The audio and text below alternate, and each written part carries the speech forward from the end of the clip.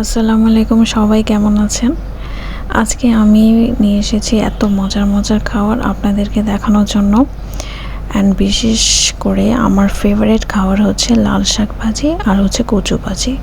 আর আম্মু লাল শাক ভাজি এত মজা করে রান্না করে যে 3-4 প্লেট তো এমনিও খাওয়া যায়। কিন্তু না ভাই, এত কিছু খাওয়া যাবে না, এত ভাত খাওয়া যাবে না, কারণ আমি ডায়েট করতেছি। সো এত ভাত খাওয়া আসলে আমার পক্ষে ভালো হবে না। তারপরে কি করব, লোভ সামলানো যায় না, এত মজার মজার ভাজি, তাও একটু বেশি নিয়ে ফেলেছি ভাত।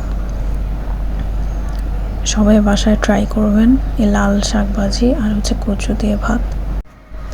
আমার আবার ভাত খাওয়ার টাইমে ঠাকুমার ঝুলি, তারপরে হচ্ছে কার্টুন বা অন্যান্য কিছু রিলস, এগুলো দেখতে অনেক বেশি ভালো লাগে। সো আমার মতো কার কার এইসব দেখতে ভালো লাগে প্লিজ কমেন্ট বক্সে জানাবেন। অ্যান্ড দেখুন, এটা হচ্ছে সব বাঙালিদের ফেভারিট খাবার হচ্ছে ছোটো মাছ দিয়ে চচ্চড়ি। আর আমি ছোটো মাছ তো খেতে পারি না, তাই ছোটো মাছের ঝোল দিয়ে ভাত খেতে আমার কাছে খুব ভালো লাগে।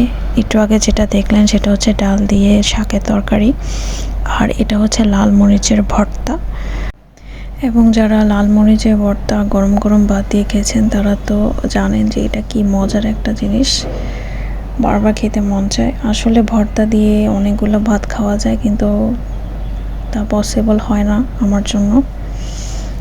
দেখুন, আম্মু অলরেডি প্লেটে ভাত বেড়ে নিয়েছে, গরম বেশি এই জন্য আম্মু একটু পরে খাচ্ছে। এই যে লাল মরিচের ভর্তা অনেক বেশি মজাদার, আর এটা কিন্তু আমার আম্মুর অনেক ফেভারিট একটা জিনিস। উনি ফ্রিজে রেখে তারপরে অনেক দিন পর পর খায়। বিশেষ করে ডিপে রাখলে আপনার এই ভর্তাটা বেশি ভালো থাকে, আর উপরে যদি ফয়েল পেপার দিয়ে রাখেন তাহলে তো আরও বেশি ভালো থাকে। এই যে আমাদের সবচেয়ে ফেভারিট এবং ফ্যামিলি মেম্বার হচ্ছে অ্যালেক্স, আমার সবচেয়ে আদরের বাচ্চা। দেখুন, আমার ছোট বোন যখন রুমে যায়, সে রুমের লাইট ফ্যান বন্ধ করতেও ভুলে যায়। দেখুন কি সুন্দর করে ছোট্ট বাচ্চার মতো বসে আছে, কি কিউটভাবে, মাশাল্লাহ। এখন দেখুন আমি যেটা খাচ্ছি করলা ভাজি তো আরও বেশি মজাদার।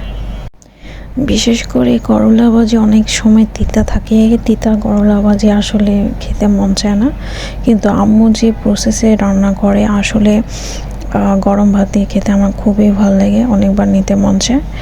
করলা ভাজি যদি আপনি একটু আলু দিয়ে রান্না করেন, ভালো করে একটু ভাজা ভাজা করেন, তাহলে কিন্তু অনেক বেশি মজা।